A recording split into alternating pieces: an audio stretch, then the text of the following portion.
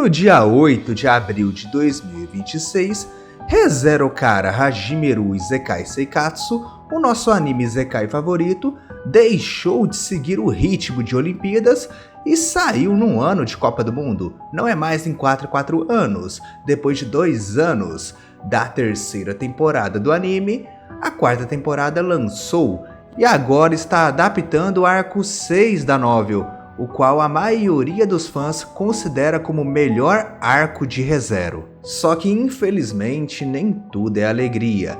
A quarta temporada já foi confirmada tendo apenas 19 episódios. E esse primeiro episódio nem sequer foi um episódio prolongado, foi um episódio de uma duração normal de 23 minutos. E tem um porém também, ele nem sequer já começou no arco 6, teve que adaptar o finalzinho do arco 5 que a temporada passada deixou de adaptar. E o arco 6 é um arco bem denso, então infelizmente a quarta temporada do anime de Re:Zero será uma temporada que irá cortar muito conteúdo da novel. Mas é para isso que eu estou aqui. O meu canal sempre foi focado em trazer o conteúdo cortado da novel de Re:Zero, tudo que o anime cortou. Então, toda quarta-feira eu irei assistir o episódio semanal e irei trazer vídeo contando o que o episódio cortou da versão da novel, sem spoiler. Apenas irei trazer o conteúdo cortado, assim como eu sempre fiz. Então, sem mais enrolação, vamos ao vídeo. Mas antes que eu me esqueça, bom dia, boa tarde, boa noite ou boa madrugada para você, seja qual for o horário em que estiver assistindo. O episódio 1 da quarta temporada do anime de Re:Zero foi muito bom. O diretor dessa quarta temporada continuou o mesmo da terceira. Não é aquele da primeira e da segunda, que era o Watanabe, mas sim o da terceira temporada do anime de Re:Zero, que é o Shinohara. E esse destaque é importante porque o Shinohara, embora ele não seja tão experiente quanto o Watanabe, pelo menos, como eu vi na terceira temporada, eu senti que ele é mais fiel ao conteúdo original. Ainda que ele tenha que fazer algumas adaptações na versão do anime, pelo menos ele é mais fiel. Isso é importante porque meu trabalho é sobre conteúdo cortado. Então, pelo menos em questão de fidelidade com a obra original, eu vejo esse ponto positivo no diretor dessa temporada. Como eu já havia comentado no início do vídeo, a terceira temporada não adaptou o arco 5 inteiro, então esse começo é da página 480 do volume 20 em diante. No início do anime já temos todo o grupo lá conversando a respeito dos problemas que ocorreram em Pristela e principalmente já entrando no assunto, do Julius ter perdido o nome. Porém, na novel essa conversa é muito mais extensa e também possui o Kiritaka, que estou deixando a página aí na tela para vocês lerem, comentado que a Sirius acabou poupando. Se ela não tivesse poupado, ele já estaria morto. Nessa conversa, a Liliana apontou que o Kiritaka só ficou vivo porque ele era o último e único membro do conselho lá de Pristela que ainda estava vivo. E como apenas os membros do conselho sabiam a localização dos ossos da bruxa, então ele era uma pessoa bem preciosa para o culto. E para quem não lembra, são os ossos da Typhon, que era uma das exigências do culto da bruxa naquele momento do ataque. E aí tem muita conversa, tem uma conversa, briga da Anastácia com o Félix a respeito de tudo o que aconteceu em Pristela, a situação da Crush. O Subaru ele acaba se metendo no meio, falando que, em último caso, ele poderia pegar mais da maldição da Crush, assim como ele fez lá na terceira temporada, o que deixou o Félix muito emburrado. E o motivo dele ficar emburrado é porque tem o lado egoísta dele de querer que a Crush saia viva e saia bem, mas também tem o lado dele que é médico, de não querer que o Subaru sofra, aí fica nessa dualidade. É a mesma coisa como foi lá na terceira temporada naquele instante.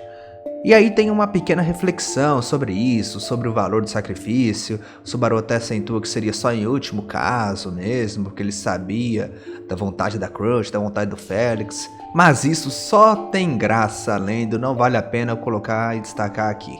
O que vale a pena destacar é a interação do Reinhardt e da Felt e como eles se comportavam em relação a Sirius. O Reinhardt falou que seria uma oportunidade única de interrogar alguém do culto da bruxa. A Felt até discorda, e tem também uma interação que eu estou deixando aí para vocês, Não é uma interação muito importante, estou deixando mais por curiosidade, já que às vezes eu falo, não vale a pena destacar, então às vezes vocês acham que eu corto coisa muito importante. Mas seriam interações mais ou menos assim, sabe? Que só tem graça lendo na hora, que não vale a pena para um resumo, pelo menos em vídeo. E às vezes são menções nem só da light novel, mas também de histórias paralelas. E meu amigo, essa parte da novel e também no próprio episódio do anime teve menção de no mínimo umas 4 side stories, cara. Rapaz do céu, isso aí se superou. E como eu já havia comentado nos outros vídeos, simplesmente tem cena que não é cortada, mas apenas realocada, trocado a ordem. Então, nesse atual momento da novel, está tendo uma intensa discussão com mais detalhes sobre o que eles fariam com as moscas e dragão que foram transformados pela autoridade da luxúria. A Priscila, ela até analisa a situação e fala que as vítimas prefeririam a morte, e sugere que seria uma solução até que ideal e benevolente. O Subaru até tentou contestar nisso, mas ele nem teve tempo. Quem levou a bronca foi ele para não vir com idealismos idiotas, essas coisas, e a Priscila até deu uma bronca nele. Só que aí a Emilia intervém, diz que ela poderia congelá-los, colocar num sono criogênico, e é revelado para os personagens, a gente já tinha essa informação, mas é revelado para os personagens naquele momento, que ela ficou 100 anos assim, e ela não morreu, ela apenas entrou num sono criogênico, e ela poderia fazer o mesmo com os outros até terem a cura e poderem ajudá-los. No anime é mencionado brevemente, porém na novel tem uma cena com o Ricardo e mostra ele com o braço cortado, não é com o braço inteiro cortado, mas é do cotovelo pra frente, e ele agradece porque pelo menos ele saiu com vida, né? E é a partir desse momento que começam a entrar naquela discussão sobre o Julius, sobre ele ter um nome devorado e a explicação, né, sobre a gula e tudo mais. Então é nesse momento que começa, para vocês verem o quanto que é cortado, quanto de interação que é cortado do anime, quanto que a novel tem mais detalhes. E aí o anime vai seguindo igual na novel, fala de encontrar o sábio que lutou junto com o santo da espada, o dragão, há 400 anos atrás e tudo mais. O que tem a mais na novel é uma cena do Otto que ele é contra ir até as Dunas de Algria, até a Torre de Pleiades, porém não faz diferença, né? O Otto pode até querer alguma coisa, só que se o Subaru discordar, é nesse caminho que vai ser seguido, e assim é feito. No anime é contado bem brevemente, depois via flashback do Julius com o Subaru, só que na novel tem uma cena extensa entre eles, observando o Joshua, que é o irmão do Julius. O que acontece? Essa cena não tem nem na história principal na novel. Isso ocorreu em uma história paralela, em uma side story. Mas o Joshua teve o nome e as memórias devoradas pela gula. E aí o estado dele era igual ao da Ren. Até aproveito e diferencio, quando alguém tem o nome comido, essa pessoa é esquecida por todo mundo, que é o caso do Julius. Quando alguém tem as memórias comida, é ela que esquece de todo mundo, mas ainda é lembrada, que é o caso da Crush. E caso alguém tenha o nome e as memórias devoradas, aí, meu irmão, fica que nem o Joshua e a Ren. Em uma história paralela, é contada o POV do Joshua e no momento que ele foi devorado pela gula. Teve até uma confusão, porque na história paralela, quem devorou na época foi o Roy Alfred. Só que o Otsuka, que é o ilustrador, ele confundiu e desenhou o Baten Kaitos. Aí um tempo depois, o Tapa ele falou, dane-se, eu vou colocar o Baten Kaitos mesmo como está na ilustração. E aí deu no que deu. E aí no volume 20 tá lá o corpo do Joshua adormecido, porque teve o nome e as memórias comidas, e o Julius encarando, e tem uma conversa extensa com o Subaru a respeito da gula, como esse poder era odiável e tal. E galera, perdão, eu tinha esquecido de falar uma informação que está no início do volume 21, e é essa informação aí, que o Julius ele comenta que não é um filho legítimo da família. Estou deixando a página aí na tela para vocês lerem e entenderem melhor, e então acabei adicionando agora. E aí tem uma reação legal entre os personagens, é uma cena interessante de ler, por isso que eu achei que não deveria esquecer de colocar aqui. E aí depois tem a famigerada cena do Subaru conversando com a Anastácia, e ele revelando que sabe que a Anastácia não é realmente a Anastácia. e pedindo para ela revelar quem ela é. E nisso ele tinha medo de ser uma arcebispa do culto da bruxa, até porque a capa ela se transformava, e Anastácia ela acaba se revelando como Equidna. E a Equidna é chamada de Erídna para diferenciar, né? Que é uma mistura com Equidna com cachecol. E essa cena causou uma certa confusão na época da terceira temporada, pois tinha gente que só leu a versão da web novel. E na versão da web novel, a Erídna se revelou um pouco antes da metade do arco, lá no capítulo 37. Eu lembro bem porque foi o primeiro capítulo que eu trabalhei numa tradução e revisão para fãs. E isso foi bem legal na versão da web novel, revelado lá e tudo mais. Só que o anime ele adapta a versão da light novel. E na versão da light novel é apenas revelado no final do volume 20, que é no final do arco 5. Por isso que o anime não tinha revelado até então. Além, né, das mudanças óbvias, como o local e o momento em que está tendo essa conversa, tem só alguns detalhes a mais, né, na novel. E a Erídna revela também que é um espírito artificial defeituoso, por isso que a Beako não reconheceu-a. Ela não consegue formar um pacto com a Anastácia, e ela está com a Anastácia faz uns 10 anos. Tudo isso é revelado na side story, a história paralela Kararagi Girls Cat Eye. Revelado não, porque revelado foi na história principal e até no anime, mas aprofundado. De qualquer forma, eu fiz um vídeo, ele é bem antigo, eu acho que já tá fazendo uns 4 anos. Eu comentei sobre as 4 Equidnas, quem tiver interesse, estarei deixando na descrição. Também tem algumas conversas a mais, né, de que o espírito artificial exigido pelo culto da bruxa lá no ataque não fosse a Beako, mas talvez a Erídna. Além disso aí que eu estou colocando na tela, que é sobre o portal, a mana, o Odd e tudo mais, e como é a situação. Além de alguns detalhes a mais e curiosidades, como o portal do Reinhard. Tem gente que força a barra e o portal quebra, né? Que foi o caso do Subaru. E tem gente que já nasce com portal defeituoso.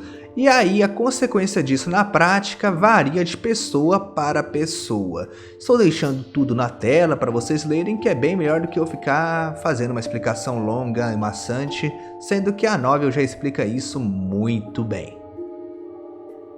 Fora isso, as cenas são praticamente idênticas, com exceção de que a quantidade de vezes que a Anastácia foi possuída pela Erídna e depois teve o corpo de volta, foram 4 vezes, isso é revelado na novel. No anime, ao menos que foi revelado, mas eu não prestei atenção, tinha dito que era um número indeterminado.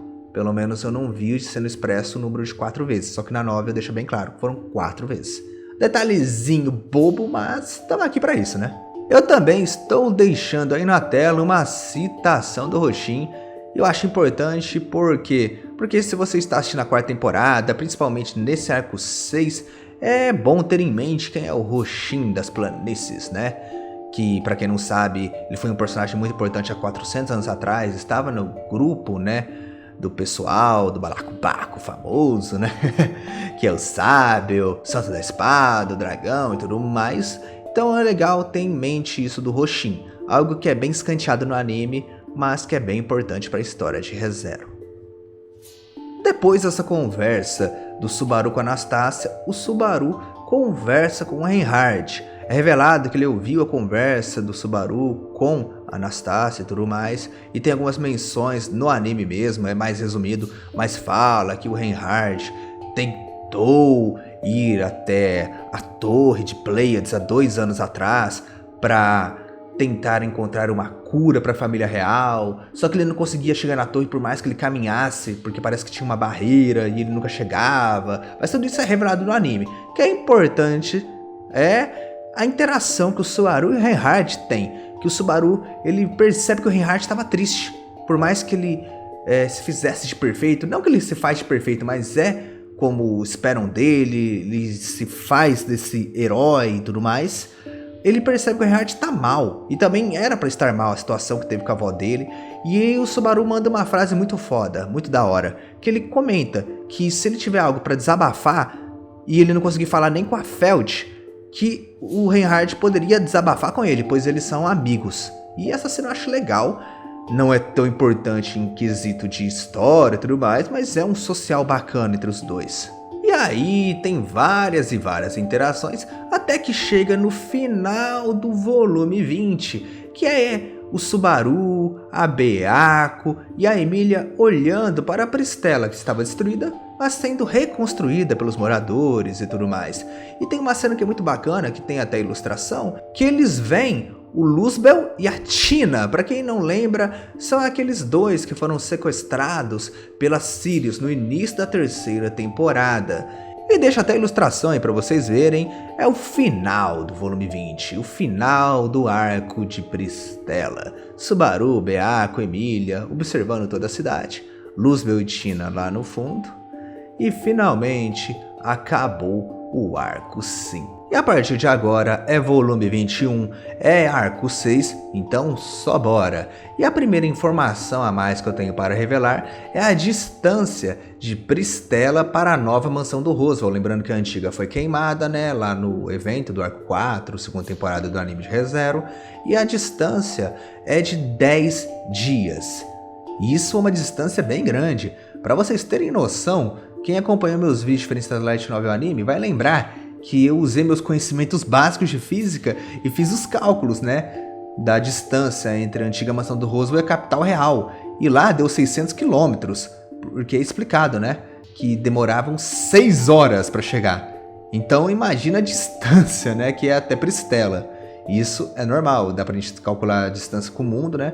Fica uma fronteira com Cararag, então os países são bem grandes. E é legal vocês terem isso em mente até para arcos futuros. E na novel também tem uma interação da Han com a Petra. É uma interação legalzinha entre as duas. Tô deixando a página aí na tela para vocês lerem.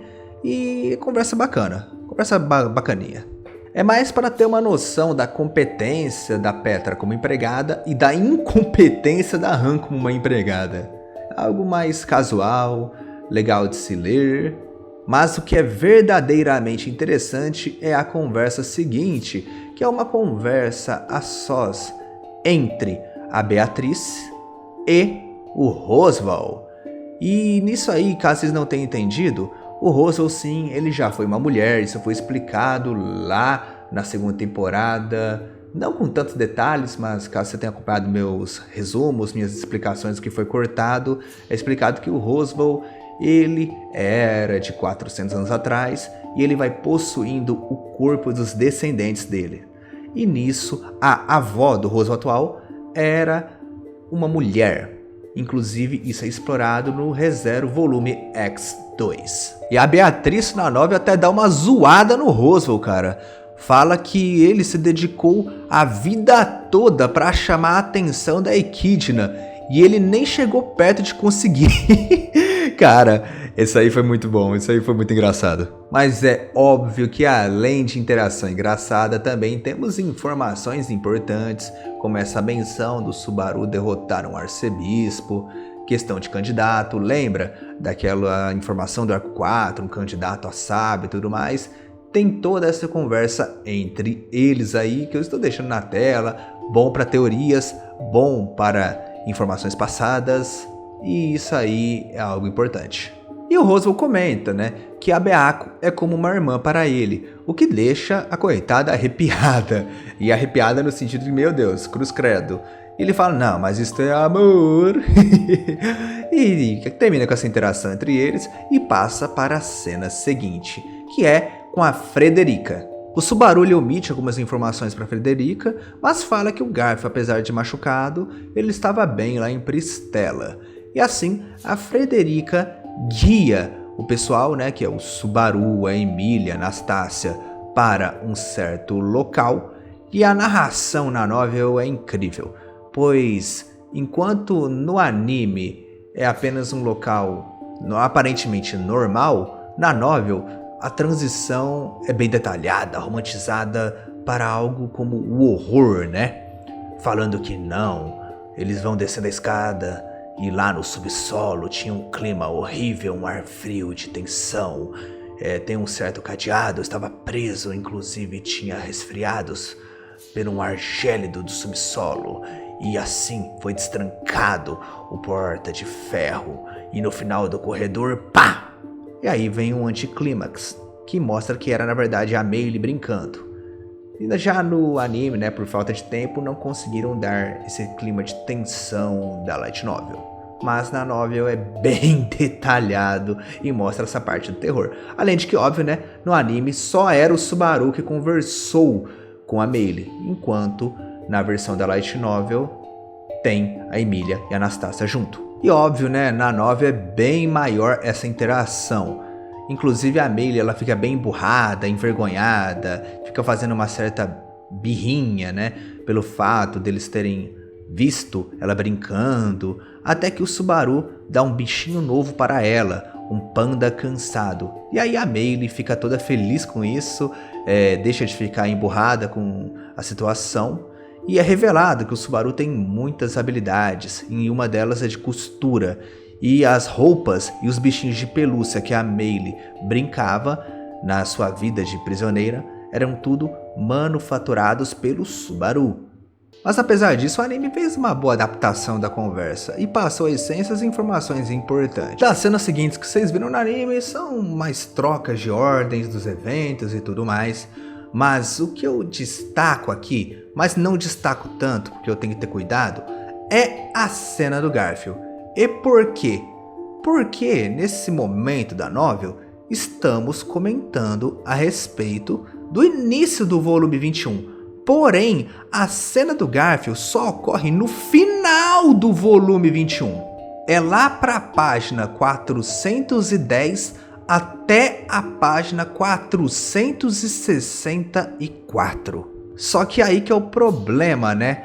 Porque a cena que o anime adaptou foi do 441 até o 461. Então tem uma pequena cena depois e muita cena antes do que o anime adaptou. Só que aí que vem o problema de eu comentar isso agora. Porque como o anime ele tem isso de trocar a ordem dos eventos, eu não sei se isso será adaptado depois. Vai que adapta num eventual terceiro ou quarto episódio do anime. Por isso eu vou deixar de comentar essa cena no atual momento. Vou esperar para garantir que eles não alterem a ordem. Se eles não comentarem nada, aí depois eu comento no vídeo separado e tudo mais, faço um resuminho. E aí a gente fala mais disso. Só que a cena foi muito boa no anime, foi legal. Foi uma cena muito bonita do Garfield chorando nos braços da mãe. E galera, caso vocês tenham alguma dúvida, sempre estou fazendo lives assim, respondendo a perguntas de vocês. Então é só se inscrever no canal, ativar o sino de notificações que eventualmente estaremos conversando. Agradeço a todos os membros do canal, muito obrigado por tudo, meus queridos. Em especial o Sr. Blade, que é novo membro. Muito obrigado, meu querido, tamo junto. Eu vou ficando por aqui. Um forte abraço, e se você gosta de animes, e principalmente de ReZero, eu espero sempre vê-lo por aqui, pois afinal é sobre isso que esse canal se trata.